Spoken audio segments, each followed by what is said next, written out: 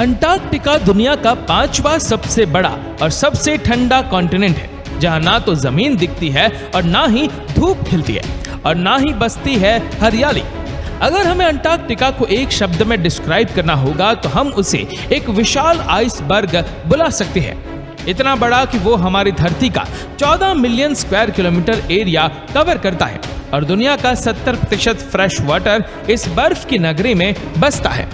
जब हम अंटार्कटिका के बारे में सोचते हैं तो हमारे दिमाग में सिर्फ पेंगुइन और ग्लेशियर्स दिखाई पड़ते हैं। अगर हम ऊपर से देखेंगे तो अंटार्कटिका में हमारी काल्पनिक इमेज से बहुत अलग नहीं लगेगा, लेकिन इस बर्फीले कॉन्टिनेंट के विशाल ग्लेशियर्स के बीच छिपे हैं कई ऐसे राज जो कि किसी इमेजिनेशन के आसपास भी नहीं भटकते। अंटार्कटिका के बर्फ के रेगिस्तानों ने सिर्फ इंसानों को यहाँ घर बसाने से नहीं रोका है, बल्कि इस धरती की कई मिस्ट्रीज को भी अपने अंदर दबा के रखा है। तो अगर आप जानना चाहते हैं कि आखिर इस बंजर कॉन्टिनेंट ने अपने बर्फीले जहन में कौन से तीखे राज छिपा के रखे हैं, तो बने रहे हमारे साथ इस वीडियो के अंत तक, जिसमें हम आपको बताएंगे अंटार्कटिका के बारे में 7 ऐसे राज जिनको सुनकर आप हैरान रह जाएंगे। Number 7, underground lakes. अगर आपको बेसिक ज्योग्राफी आती है तो आप समझ सकते हैं कि नॉर्थ पोल और साउथ पोल के आसपास के एरिया धरती के सबसे ठंडे रिचेस्ट होते हैं और अंटार्कटिका जहां का टेम्परेचर -90 डिग्री सेल्सियस तक भी पहुंच जाता है, वहां किसी भी प्रकार का मॉइस्चर मिलना बहुत ही आश्चर्य वाली बात है। मगर इन्हीं बर्फ की मोटी पर्दों के नीचे कई सारी अंडरग्राउंड लेक्स का निवास है। अंटार्कटिका की सबसे बड़ी लेक है लेक वॉस्टॉक, जो कि एक 4 किलोमीटर बर्फ की लेयर के नीचे मौजूद है और करीबन कनाडा की लेक ओंटारियो के साइज की है। आप लोग ये सोच रहे होंगे कि इतनी सारी बर्फ के नीचे पानी कैसे हो सकता है। साइंटिस्ट के पास आपके इन सवाल का बहुत सिंपल सा जवाब है। बर्फ के नीचे ये पानी हाई प्रेशर के कारण लिक्विड के फॉर्म में रहता है और धरती के कोट द्वारा रेडिएट होने वाली गर्मी भी इन लेक्स के पानी का तापमान नॉर्मल रखती है। ये अंडरग्राउंड लेक्स प्रकृति का करिश्मा है, क्योंकि इनमें कुछ ऐसे ही सिस्टम बसते हैं जो धरती पर कहीं नहीं मिलते। कहीं अनोखे बैक्टीरिया, माइक्रोब्स और फिश का इन लेक्स में निवास है। ये माइक्रोब्स और जानवर और कहीं नहीं पाए जाते और इनका शरीर आसपास के ठंडे तापमान, लाइट और ऑक्सीजन की गैर मौजूदगी से बहुत ही निराले तरीके से अपडेट कर चुका है। ये इकोसिस्टम एक बहुत बड़ी साइंटिफिक खोज है और इनकी इन स्टडी में हमें अपनी धरती के बारे में क्या क्या और पता चलेगा, ये हम बस सोच ही सकते हैं। Number 6, elongated sculls. जी हाँ दोस्तों, इंसान की हड्डियों की सबसे पहले रिवेंज जो अंटार्कटिका में पाए गए वो है एलोंगेटेड स्कल्स। ये स्कल्स इंसानों की है, लेकिन इनके माथे के ऊपर से इनका सिर बहुत ही कॉमन तरीके से लंबा है। साइंटिस्ट का कहना है कि ये एबनॉर्मल लंबाई असल में एशियन स्ट्रीज की करनी है। जब कुछ ट्राइब्स अपने टाइप के लोगों सिर ठोक ठोक के या फिर कुछ सलीबों के बीच दबा के लंबा करते थे।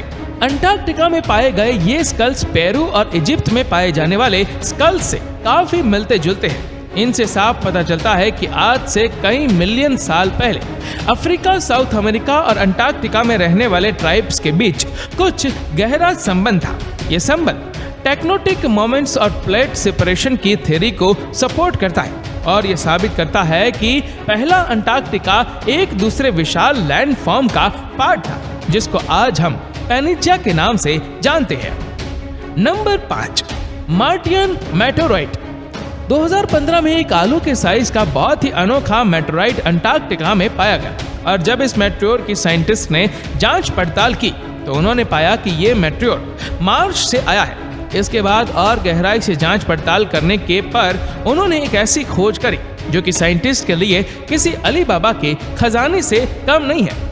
उन्होंने इस छोटे से मेटेओर पे बहुत ही अनोखे माइक्रोब्स के फॉर्सेस पाए, जिससे कि ये साफ पता चलता है कि मार्स पर भी जीवन है और पॉसिबल है। अब आप ही सोचिए, अगर अंटार्कटिका में पाए एक छोटे से मेटेओर हमें माइक्रोब्स मिले हैं तो मार्स पर हमें और क्या क्या मिलेगा। इसकी पॉसिबिलिटीज किसी भी साइंस फिक्शन मूवी से कम अद्भुत नहीं हो सकती। Number 4, Nazi basis.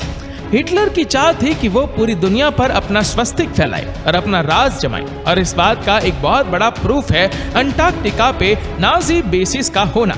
जी हाँ, दोस्तों, अंटार्कटिका जैसी जगह जहां कुछ 10-15 साइंटिस्ट के अलावा इंसानों का नामो निशान तक नहीं है, हिटलर की नाजी आर्मी वहां भी पहुंच गई। 1939 में जब वर्ल्ड वॉर 2 की शुरुआत हुई तो हिटलर ने अनुमान लगाया कि उनकी आर्टिलरी के लिए फ्यूल और बाकी फैडमेन प्रोडक्ट्स जैसे कि दूध, बटर, चीज, क्रीम वगैरह की कमी हो सकती है। तो उन्होंने अपने एक सीक्रेट नाजी सिपाहियों की टोली को शिप्स देकर मैंगेरी फैट के लिए वेल ऑयल की खोज में अंटार्कटिका भेज दिया। इस सीक्रेट एक्सपीडिशन का नाम था श्वबर लाइन एक्सपीडिशन और इसके अंदर था कैप्टन ऑल्फ्रेड रीचर, जो कि वर्ल्ड वॉर 1 के एक बहुत ही रिनॉल्ट नेवल कमांडर थे। ये एक्सपीडिशन बस कुछ ही महीने चला और 5 फरवरी 1939 को ये नाजी सिपाही वापस घर लौट गए। Number 3, hidden mountain range. Antarctica एक विशाल कॉन्टिनेंट है और यहाँ इतनी बर्फ है जितनी शायद बाकी की दुनिया में सारी बर्फ मिला के भी ना हो पाए।